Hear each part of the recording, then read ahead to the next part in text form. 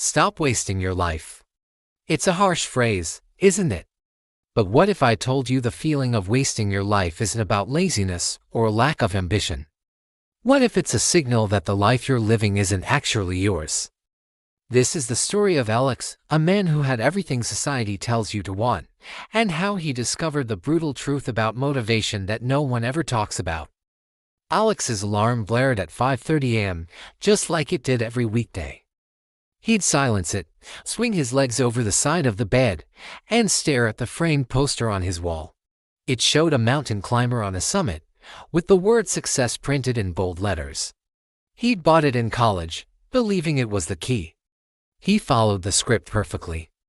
Top university, prestigious finance job, a corner office with a skyline view before he turned 30. He drove a car that turned heads and lived in a condo that cost more than his parents' house. By every external measure, Alex was the man on that poster. He had succeeded. But every morning, a cold, hollow feeling gnawed at him. He'd scroll through motivational quotes on his phone, listen to podcasts about grinding harder, and tell himself, just one more push. One more deal. Then you'll feel it. Yet, the feeling of it never arrived. Instead, a quiet dread settled in. He was a high-performance engine running on fumes, fueled by caffeine and the fear of falling behind. His friends praised his discipline. His family celebrated his achievements. But no one saw the exhaustion behind his eyes or the weekends he spent staring at a blank wall, too drained to even choose a movie. He was winning a game he was starting to realize he never wanted to play. One Tuesday, his boss, Mr. Henderson, a man who was the living embodiment of the corporate ladder, called him in. Alex expected praise for landing a massive account. Instead, Henderson, looking unusually pale and subdued, gestured for him to sit. "Alex," he began, his voice raspy, "I'm retiring. Effective immediately." Alex was stunned. Henderson was the company Iron Man. "My doctors," Henderson continued, avoiding eye contact, "found something. They've given me 6 months. Maybe." He let out a dry, humorless laugh. "Funny, isn't it? I spent 40 years chasing bonuses to buy a boat I've used twice. I have a collection of expensive watches to mark time I never spent with my daughter." Henderson finally looked up, and Alex saw not a boss, but a deeply regretful man. "Don't make my mistake, son," he whispered. "I climbed the whole damn mountain, only to realize at the top that I was on the wrong one." That sentence hit Alex like a physical blow. The wrong mountain. The words echoed in his head on the drive home, louder than the city traffic. He wasn't just tired, he was lost. He had been climbing Henderson's mountain, his parents' mountain, society's mountain. But where was Alex's mountain? He didn't even know what it looked like. That night, for the first time in a decade, Alex didn't set his 5:30 a.m. alarm. The next morning, he woke up to the sun streaming through his window, feeling a strange mix of terror and liberation.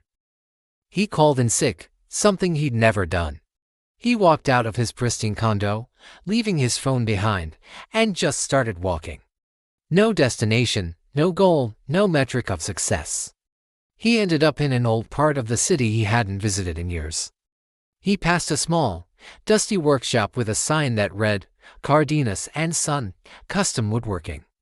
Through the window, he saw an old man patiently carving a piece of wood, sawdust clinging to his worn apron. Curiosity pulled Alex inside. The smell of cedar and varnish filled the air, a scent so real and tangible it felt like an anchor. He watched the old man, Mr. Cardenas, work.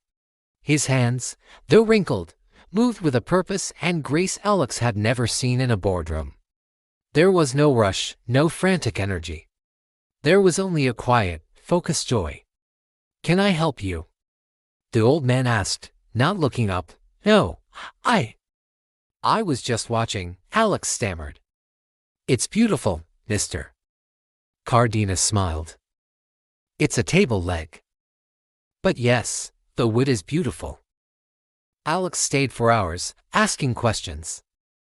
He learned that the shop had been in the family for 3 generations. Mr.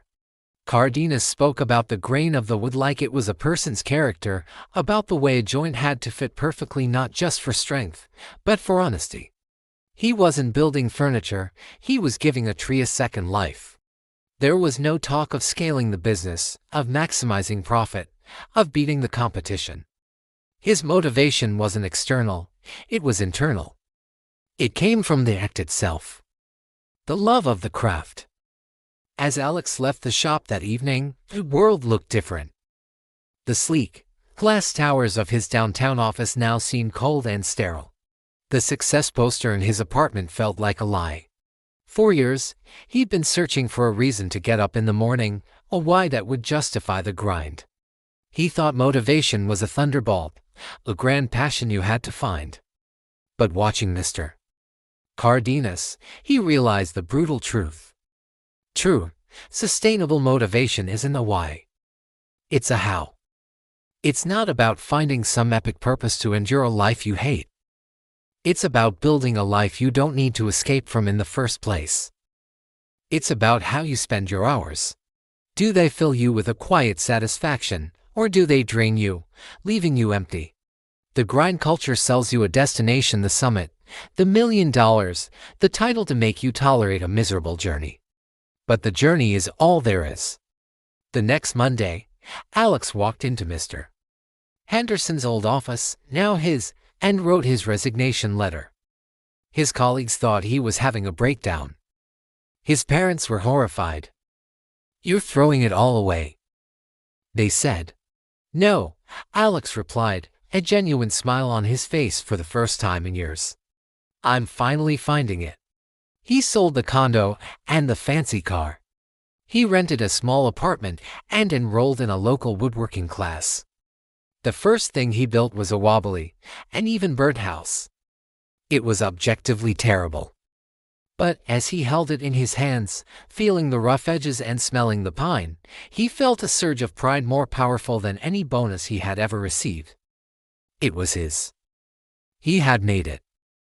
His hands were covered in splinters, not paper cuts from spreadsheets. He was exhausted at the end of the day, but it was a good tired ache of a body used for its purpose, not the fatigue of a soul running on empty. Motivation, Alex learned, isn't a rare resource you have to hunt for. It's a natural byproduct of alignment. It's the energy that flows freely when your daily actions are in harmony with your inner values. Chasing external validation, money, status, applause is like trying to power your house with a lightning storm. It's dramatic and powerful, but unpredictable and ultimately destructive. Building a life based on internal satisfaction, craft, connection, curiosity is like installing solar panels. It's quiet, consistent, and sustainable. It generates energy every single day, just by being pointed in the right direction. Stop asking yourself, "What's my passion?" It's too big, too intimidating.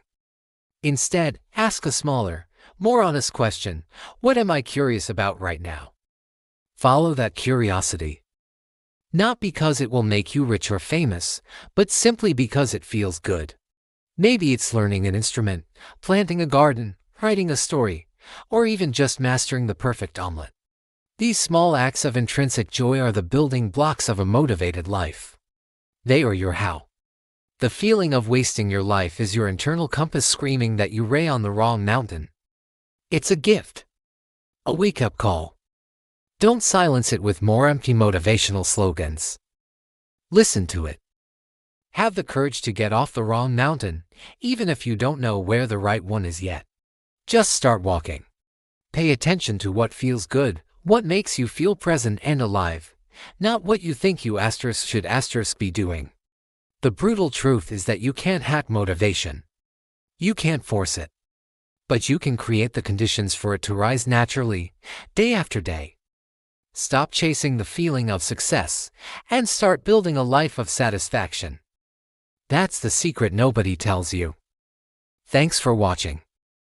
If this story resonated with you, consider subscribing for more content that challenges the way we think about life and success.